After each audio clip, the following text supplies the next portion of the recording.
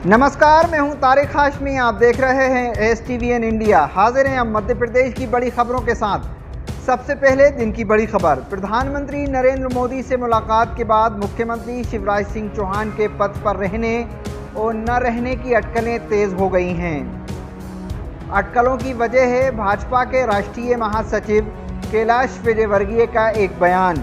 ग्वालियर में कैलाश विजयवर्गीय से जब पत्रकारों ने पूछा कि क्या 2023 के विधानसभा चुनाव में शिवराज सिंह चौहान ही चेहरा होंगे, तो कैलाश विजयवर्गीय ने बड़ा सियासी जवाब दिया।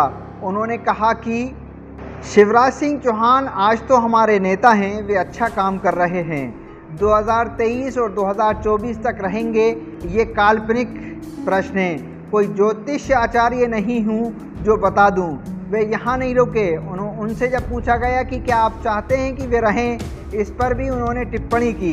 वे बोले, मैं क्या चाहता हूँ, बिल्कुल चाहता हूँ, पार्टी भी चाहेगी। आप सोच रहे होंगे कि बुधवार को जब PM नरेंद्र मोदी और शिवराज सिंह चौहान की मुलाकात का जो फ़ोटो बाहर आया था, मुलाकात में जो बैठक व्यवस्था थी जिसमें दूसरे मेहमानों के मुकाबले शिवराज सिंह चौहान और नरेंद्र मोदी के बीच जो दूरी दिखी थी, उसी दूरी की वजह से कैलाश विजयवर्गीय का ये बयान आया है।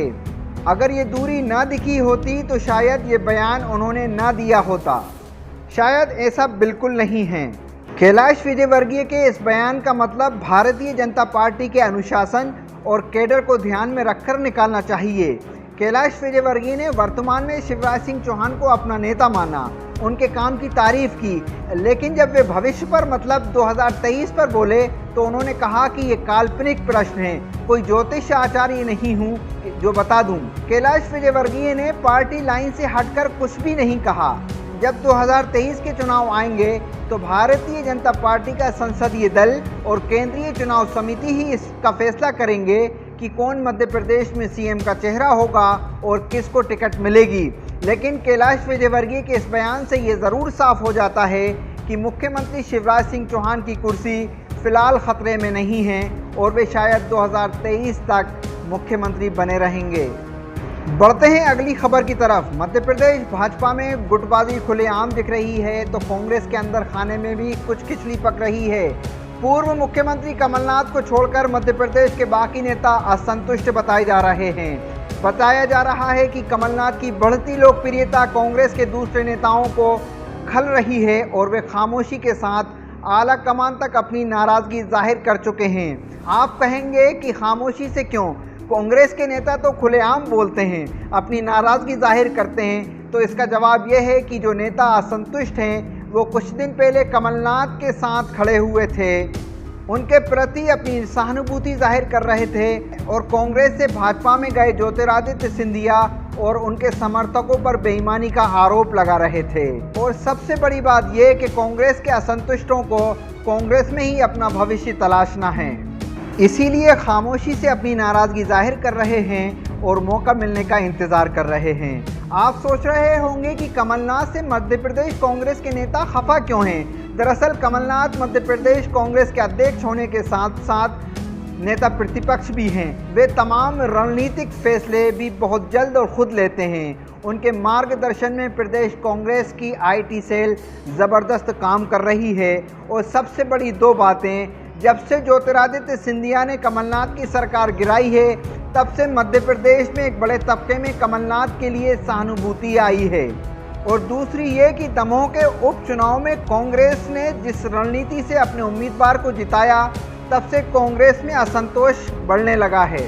मध्य प्रदेश कांग्रेस के नेताओं की हालिया बयानों और कारगुजारियों पर नज़र डालें तो असंतोष नज़र आता है।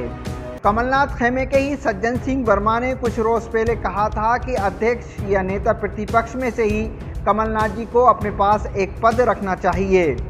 दिग्विजय सिंह ने एक TV इंटरव्यू के दौरान कहा था कि अब युवाओं को मौका दिया जाना चाहिए।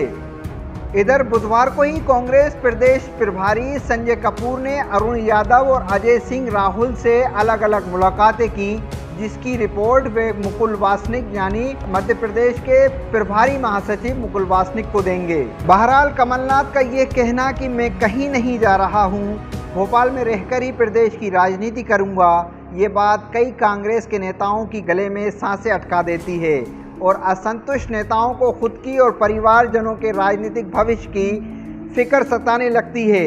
अब कयास ये लगाए जा रहे हैं कि जब कमलनाथ स्वस्थ होकर दिल्ली से वापस लौटेंगे तो शायद वे किसी एक पद से इस्तीफा दे देंगे या फिर असंतुष्टों को संतुष्ट कर देंगे। देखना बहुत दिलचस्प होगा कि कांग्रेस का ये ऊंट किस करवट बैठता है।